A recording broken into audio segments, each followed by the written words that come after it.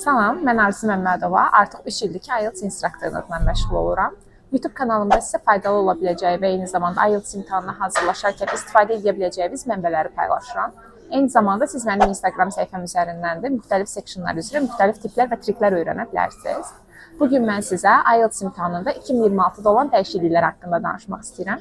Əgər siz də bu il imtahanı vermək istəyirsinizsə, bu videonu sona qədər izləyə bilərsiniz. İlk olaraq onu qeyd etmək istəyirəm ki, IELTS imtahana başlamadan əvvəl IELTS-in strukturunu bilməyimiz önəmlidir. Bunun üçün isə mən artıq kanalımda video paylaşmışam. Həmin kanala keçid edərək IELTS müxtəlif seksionlar və seksionlar haqqında bilməli olduqlarımız haqqında məlumat əldə edə bilərsiniz. İndi isə keçid edək dəyişikliklərə. İlk olaraq listening section haqqında danışmaq istəyirəm. Belə ki, siz listeningdə əvvəlki kimi part 1-də və part 4-də defining suallarını görəcəksiniz. Bu suallar əslində ən sadə sual tipləridir və bunda dəyişiklik olmaması sizin xeyrinizədir. Bir çoxunuzun qorxulu yuxusu olan multiple choice sualları da eyni qalıb. Part 3-də siz multiple choice suallarını yenidən görəcəksiniz. Amma əsas dəyişikliyimiz part 2-dədir. Belə ki, artıq siz əgər map suallarını xoşlamırsınızsa, bu sizə xoş xəbərdir. Çünki map sualları müəyyən qədər azaldılıb. Əvvəllər siz həm matching sualları, həm də map sualları görürdünüzsə, indi bu biraz dəyişəcək. Ola bilər ki, siz yalnız matching suallarını görəsiniz, 2 matching sualı görəsiniz və yaxud da ki, sadə çox kiçik bir map sualını görəsiniz və yaxud da onların yerinə sadəcə multiple choice suallarınız ola bilər. Bu arada map sualları üçün bir faydalı cəhət də bundan ibarətdir ki, artıq orada siz you are here işarəsini də görəcəksiniz. Bu deməkdir ki, siz istiqaməti rahatlıqla müəyyən edə biləcəksiniz və sual nisbətən daha sadələşəcək. Reading bir çox tələbələrin qorxulu yuxusudur, çünki bir saatın içərisində 40 dənə sualı necə çatdıra biləcəklərini bilmirlər. Ən çətin sual tiplərindən biri də bildiyiniz kimi matching heading suallarıdır.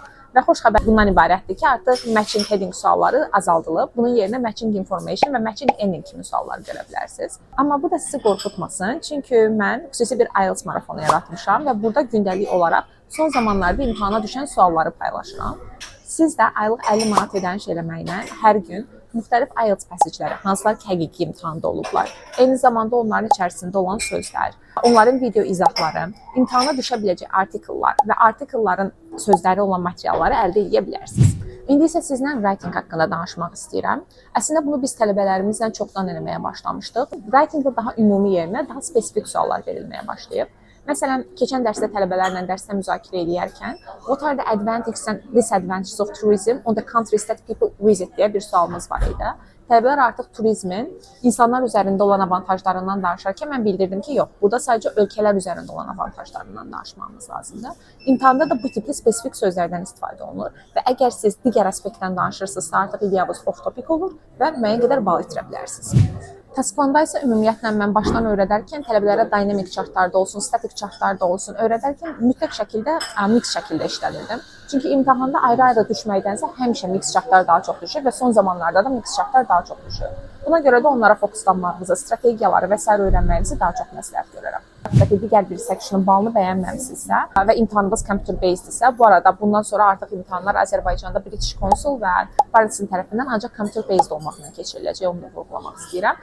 O zaman siz sadəcə one skill retake edə bilərsiniz, yəni sadəcə o sectionu yerindən götürə bilərsiniz. Amma burada biraz diqqətli olmağınızı istəyirəm, çünki çox universitet bunu qəbul eləmir və bu sizin sertifikatınızda əks olunur. Əvvəlcədən universitetiniz əgər qəbul eləyirsə, one section retake-lə yenidən imtahan balınızı da artıra bilərsiniz.